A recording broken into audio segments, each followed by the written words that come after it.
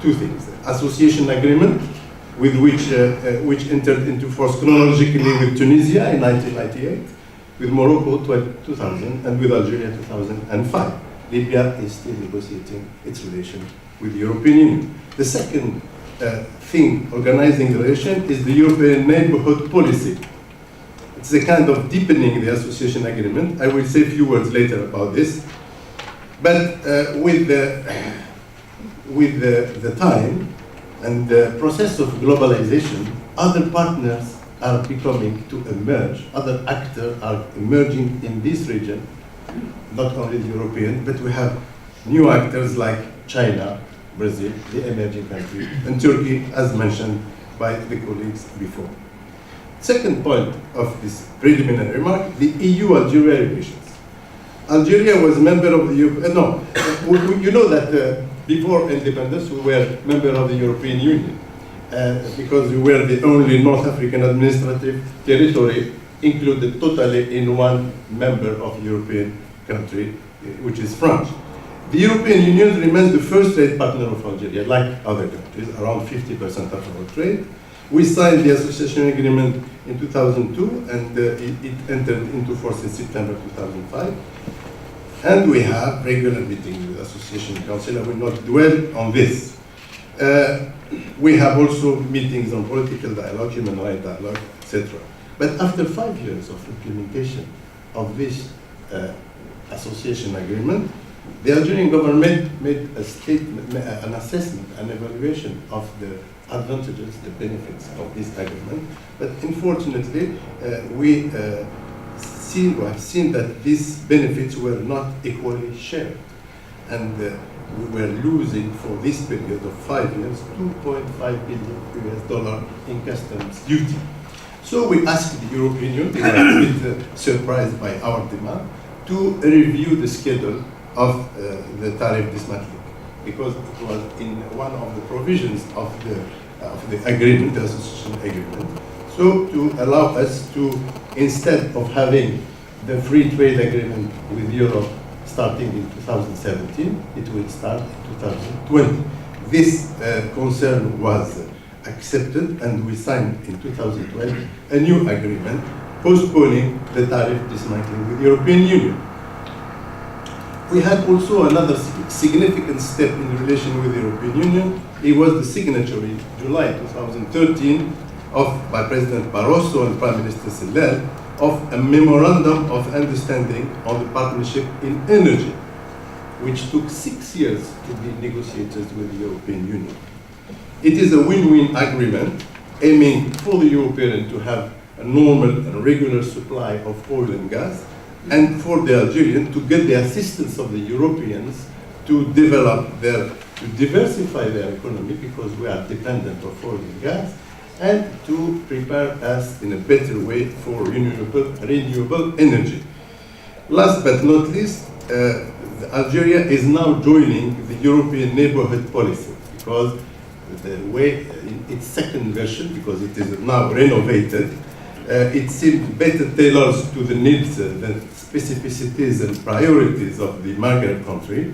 For this reason, we entered the negotiation of an action plan in this European neighborhood policy. Third point and last point of this general introduction, the potential for regional integration, which is in your program, Mr. Chairman. Of course, the potential for integration is very important. It has a very large basis. We are, in the world, one of the regions having most important assets to build its integration. We have a geographical asset, we have a territorial continuity, we have historical reasons, we have a common history, these countries. We have an economic asset. It is a market of 85 million. Maybe soon it will be 100 million. And we have also even anthropological basis for our integration. The man, the human being in the Maghreb is the same from east to west. It is, I should add that it is a very old aspiration of the peoples. We made recently a study, and the majority of the Maghrebians are supporting the idea of integration, of unity. When you make a similar study in European Union, you don't find this kind of support from populations. But in the Maghreb, populations are supporting the idea of unity.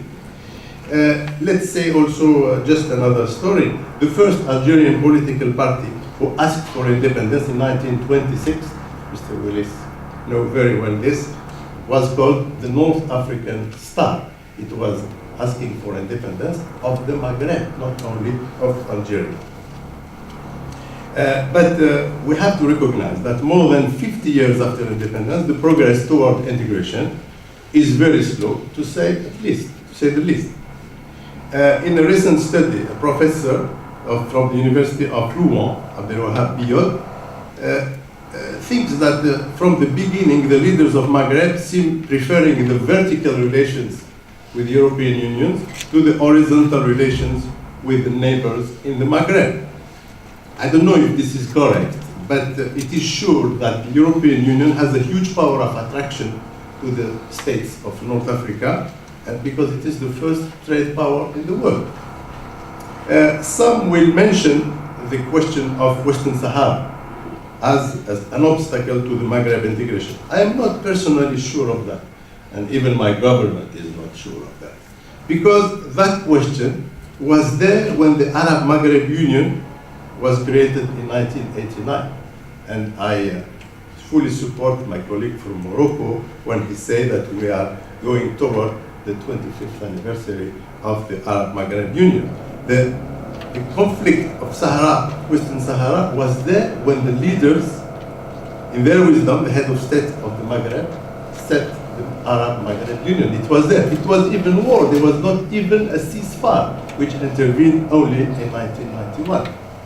So, but it is worth trying. It is important for our people to go to the integration and to go beyond the question of Sahara, of Western Sahara, which can find its solution in the UN and with the Security Council.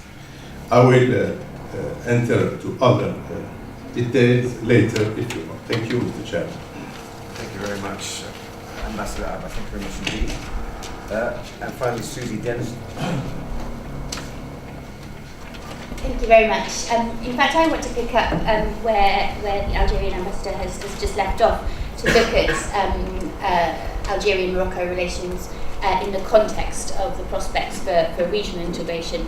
I follow the European Council for Foreign Relations developments in North Africa from the point of view of the relationship with Europe, and therefore this question of regional integration is of some interest to us, because it's often highlighted and has been already a number of times this morning as being sort of one of the key challenges, but a very elusive one in the region. And I wanted to look at to not to repeat what other participants on this panel have said. I wanted to look at the other obstacles and opportunities that are in place, leaving aside the question of tensions around the Western Sahara, which may seem a little surreal given the issues that have been highlighted already. But I think that there is a lot more to explore there in terms of the prospects for integration. So I wanted to start off with the prospects, say something about the barriers, and then finish by saying just a few words about what role I can see for other actors, including European Union countries, in supporting that process of regional integration. So to start off with, from the point of view of the economies of Algeria and Morocco, from a very simplistic perspective, there is potentially a lot of complementarity there, because you've got two economies which no doubt have common challenges, but are structured in very different ways. You've got Algeria, which is almost entirely reliant on its hydrocarbon sector for the growth which it sees. This makes up around 97% of its exports. and in 2012, 70% of total budget receipts coming from the sale of oil and gas. Although this is obviously a fairly steady basis for the economy, I think that there are nevertheless some challenges in terms of how that economy is developed, including, as the Ambassador has already alluded to, the interest in terms of exports, into moving into new markets. China, Latin America have been mentioned, and the increasing competition in this field from other oil-producing nations, such as the Gulf states.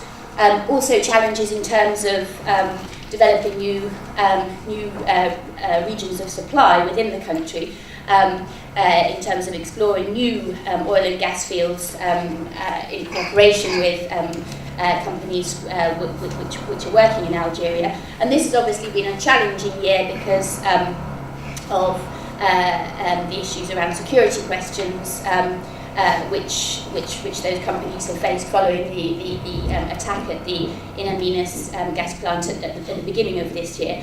Again, this is another area which I believe the Algerian government is looking at. And then finally, I think the third area I'd highlight in terms of challenges to the Algerian economy is that of the need for diversification and how to move over the long term from a position which is heavily reliant on hydrocarbons to one which allows enterprise in other areas to flourish. Morocco, on the other hand, imports more than 90% of its gas and 99% of its oil. Although I believe there is significant potential for developing that sector of the economy, at the moment the growth rates which we see in Morocco are much more reliant on very different sectors, especially agriculture, textiles, and so on. So I think that you can sort of see there from a very basic look at the two economies that the prospects for trade are there. And I think there are also common challenges. The issue of unemployment, and particularly youth unemployment, the questions around developing a skills base in order to support this sort of enterprise economy that I talked about, is something which I know that both countries are very interested in, and also one which I will come back to at the end of this discussion, also one which across Europe we face as well. So I think there's